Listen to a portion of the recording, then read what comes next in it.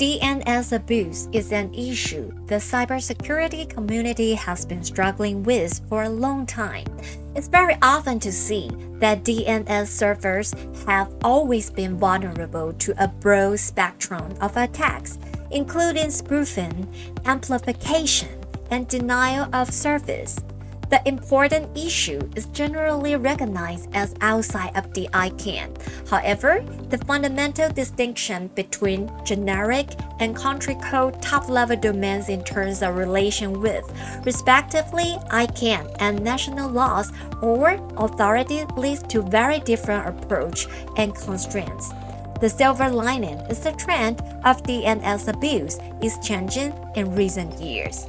The DNS abuse actually decreasing over time. Of course, there's up and down, and probably it could come back up as well. But over the last 4 or 5 years, we are seeing a downward trend, and this is one of the interesting things. And it's also one thing that I believe in the sense that the discussion and the awareness of DNS abuse and what registries and registrars and the industry is actually doing to mitigate it itself, the discussion itself and the mitigations that registries and registrars therefore put in is making an impact. And the discussion itself is also making an impact in creating a sense that abusers would probably look for other lower hanging fruits to engage in the kind of the kind of abuses. Although it's not appropriate for ICANN to directly regulate, there are other things that registries and registrars can do. One of the recent examples is the work at the Asia with TWNIC, which is a mutually trusted notifier and mechanism. In fact, there is a secure channel between the two organizations. So, if one organization observes DNS abuse in the other organization's zone, they will alert them to it through an expedited process. Under these circumstances, it is more significant to clarify what the real problem needs to be solved. Besides, from the hacker's motive, there's no commercial drive for them to actually do something. There are other more important issues with better ROI. The real commercial problem of DNS abuse is that it's too expensive for the intermediaries to deal with it. The current situation is too inefficient and for the frequently targeted victims. So trusted notify is something that Edmund talked about. I won't go through this slide because we don't have time, but it's a really good way to actually absorb costs from both ends and actually make it efficient and really cost effective for the intermediaries as well.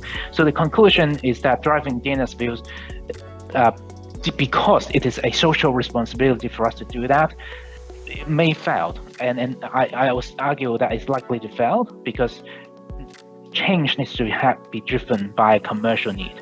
And so we have to have a commercial mindset when we design DNS abuse program.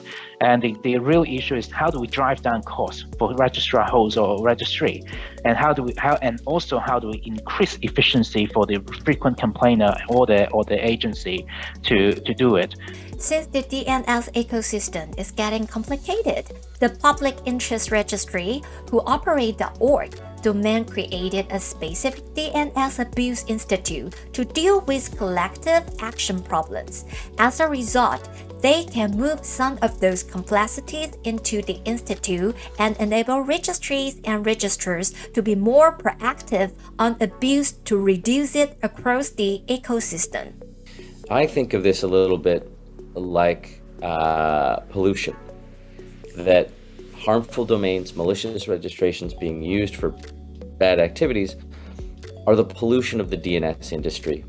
And for a long time, we've been negligent. We've been letting that pollution out into the world, into, I'm sort of murdering this metaphor a little bit, but out our smokestacks of the industry into the air, and really not being thoughtful in how we're doing that. And so we've treated it as an externality for too long. And now we're beginning to try and get our arms around what it is we need to do to stop that. Moreover, the discussion also extends from DNS abuse to trademark controversial aspects, because a lot of people who own brands are also against DNS abuse and domain names that are using their brand obviously as well. Because as I said, the main issue is that it actually fails to recognize that DNS providers are not the same as the registrars. The hosting providers might also be different from the CDN.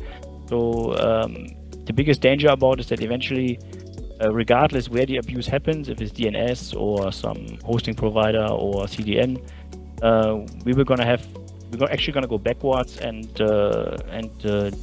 regardless of having GDR, which is increased privacy, we're going to have more players which within 72 hours can ask who owns this domain name, and then do this action accordingly. So this is before SSAD, right? So we have to see how SSAD will eventually adapt to this, and if it eventually happens at all.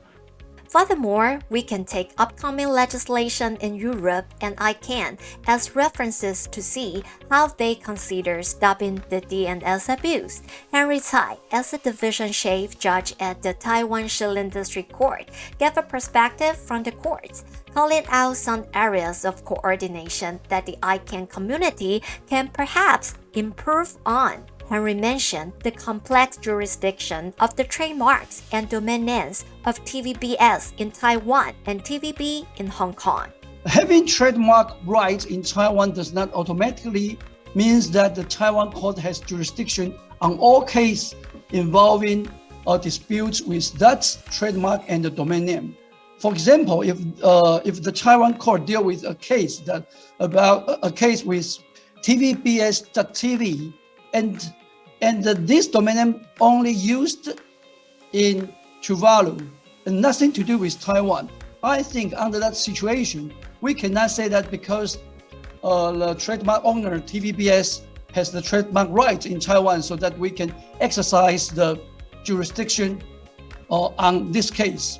So I think that the mutual jurisdiction in rules for UDPR should be the key element to the jurisdictional issue. According to the opinions of all the panelists of this session, the issues between jurisdictions from different perspectives are based on the viewpoints of stakeholders to further discuss a practical approach to mitigate the issues. However, even under the downward trend of DNS abuse, finding the results to solve what the community has been struggling with still got a long way to go.